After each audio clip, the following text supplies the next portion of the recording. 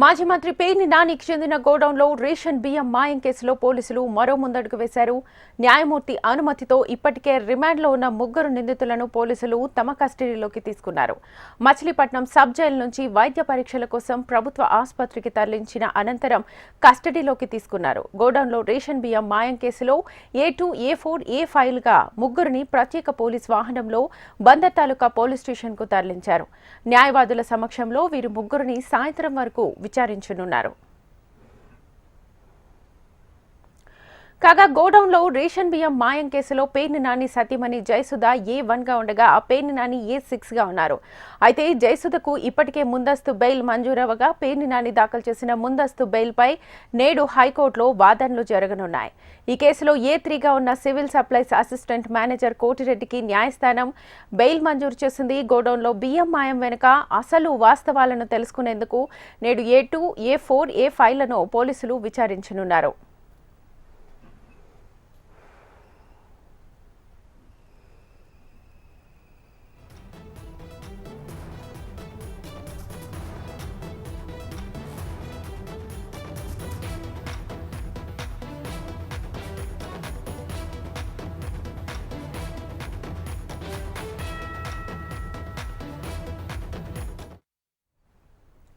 మాజీ మంత్రి పేర్ని నానికి చెందిన గోడౌన్లో రేషన్ బియ్యం మాయం కేసులో పోలీసులు మరో ముందడుగు వేశారు. న్యాయమూర్తి అనుమతితో ఇప్పటికే రిమాండ్లో ఉన్న ముగ్గురు నిందితులను పోలీసులు తమ కస్టడీలోకి తీసుకున్నారు. మచిలీపట్నం సబ్ జైలు నుంచి వైద్య పరీక్షల కోసం ప్రభుత్వ ఆసుపత్రికి తరలించిన అనంతరం కస్టడీలోకి తీసుకున్నారు. గోడౌన్లో రేషన్ బియ్యం మాయం కేసులో A2, A4, A5గా ముగ్గురిని ప్రత్యేక పోలీస్ వాహనంలో బందర్ తాలూకా పోలీస్ స్టేషన్కు తరలించారు. న్యాయవాదుల సమక్షంలో వీరి ముగ్గురిని సాయంత్రం వరకు విచారించనున్నారు.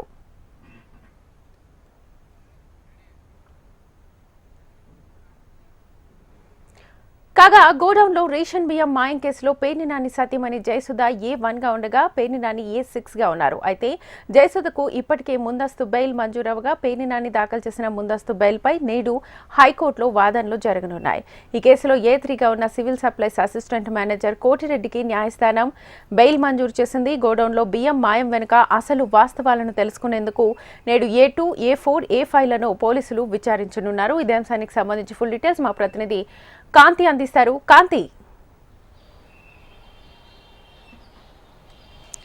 శ్వేత, మచిలీపట్నం రేషన్ బియ్యం మాయం కేసులో మాజీ మంత్రి పేర్ని నాని భార్య జయసుధతో పాటుగా మిగిలిన ముగ్గురు ఎవరైతే సివిల్ సప్లైస్ ఆఫీస్ అధికారి ఎవరైతే ఉన్నారో వారికి బెయిల్ లభించింది. జయసుధకు ముందస్తు బెయిల్ అయితే లభించడం జరిగింది. ఇక ఎవరినైతే అరెస్టు చేసి రిమాండ్కి తరలించినటువంటి PA భారతేజ్తో పాటు లారీ డ్రైవర్ అలాగే మరొక అతన్ని కూడా ఈరోజు పోలీస్ కస్టడీకి తీసుకున్నారు అధికారులు. అయితే పోలీస్ కస్టడీలో మరికొంత విచారణ కోసం వారిని కస్టడీ కోరింది. అయితే దీనికి సంబంధించినంత వరకు కూడా ఎన్ని బస్తాలు మాయమైన కేసులో ఎటువంటి పర్మిషన్స్ ఉన్నాయి, అలాగే పర్మిషన్స్తో పాటుగా ఎక్కడెక్కడ ఆర్థిక లావాదేవీలు జరిగాయి, అలాంటి విషయాలన్నింటినీ కూడా పోలీసులు తమ విచారణ చేపట్టబోతూ ఉన్నారు. అలాగే ఈ కేసులో A6గా మాజీ మంత్రి పేర్ని నానిని చేర్చడంతో ఆయన ముందస్తు బెయిల్ పిటిషన్ని హైకోర్టులో దాఖలు చేశారు. అయితే నిన్నటి వరకు సోమవారం వరకు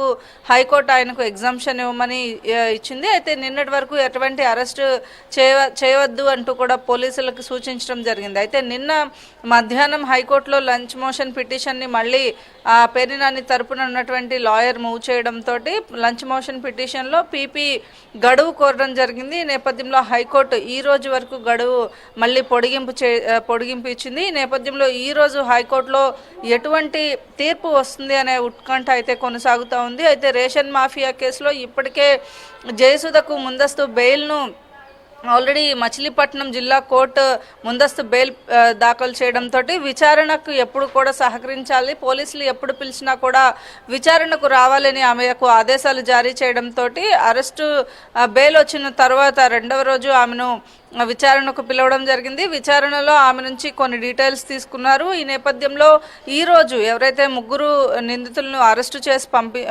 జైల్లో ఉన్నారో వారిని A2, A3, A4గా ఉన్నటువంటి వారిని ఈరోజు పోలీసులు తమ కస్టడీలోకి తీసుకుని మరికొన్ని వివరాలు సేకరణ అయితే చేస్తున్నారు. మొత్తంగా రేషన్ బియ్యం మాఫియా కేసులో పోలీసులు దూకుడుగా వ్యవహరిస్తున్నారనే చెప్పాలి. దీనికి సంబంధించి పూర్వపరాలన్నీ కూడా ఇప్పటికే ముందుగా ఏవైతే 3,500 బియ్యం బస్తాలకి సంబంధించినటువంటి దానికి ఆల్రెడీ పే చేశాము, ఇంకా మళ్ళీ ఎక్స్ట్రా పేమెంట్ చేయమంటున్నారు అని చెప్పి కూడా ఇటు జయసుధ కూడా కోర్టులో ఒక పిటిషన్ అయితే వేయడం జరిగింది. దీనికి సంబంధించి విచారణ కూడా జరగబోతా ఉంది. అయితే ఎక్కడైతే ఈ బియ్యంకి సంబంధించినటువంటి రేషన్ బియ్యం మాఫియా జరిగిందో అక్కడ అనేక రకాలైనటువంటి గోడౌన్కి సంబంధించినటువంటి పర్మిషన్స్ కూడా లేకపోవడంతో ఇక్కడ దానికి సప్లై చేసినటువంటి ఇసుక, బుసుక వీటిలన్నిటికీ కూడా ఏదైతే పర్మిషన్స్ లేకుండా చేశారు అనే ఆరోపణలు కూడా వస్తున్న నేపథ్యంలో అధికారులు అక్కడ కూడా తనిఖీలు నిర్వహించడం జరిగింది. ఈ నేపథ్యంలో రేషన్ బియ్యం మాఫియా కేసులో మొత్తంగా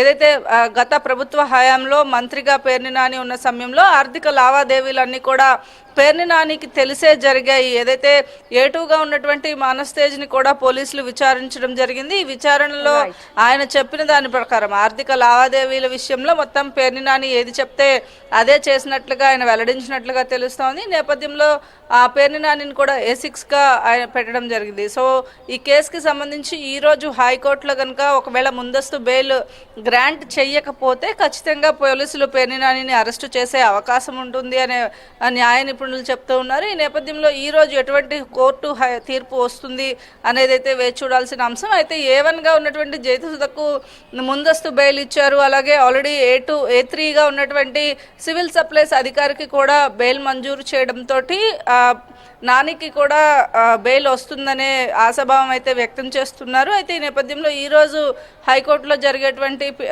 విచారణ తర్వాత బెయిల్కి సంబంధించినటువంటి విచారణ జరుగుతుంది. విచారణ తర్వాత ఏమి రెస్పాన్స్ వస్తుందో దాన్ని బట్టి పోలీసులు ప్రొసీడ్ అయ్యే అవకాశం కనిపిస్తోంది. Shweta. Right Kanti, thank you.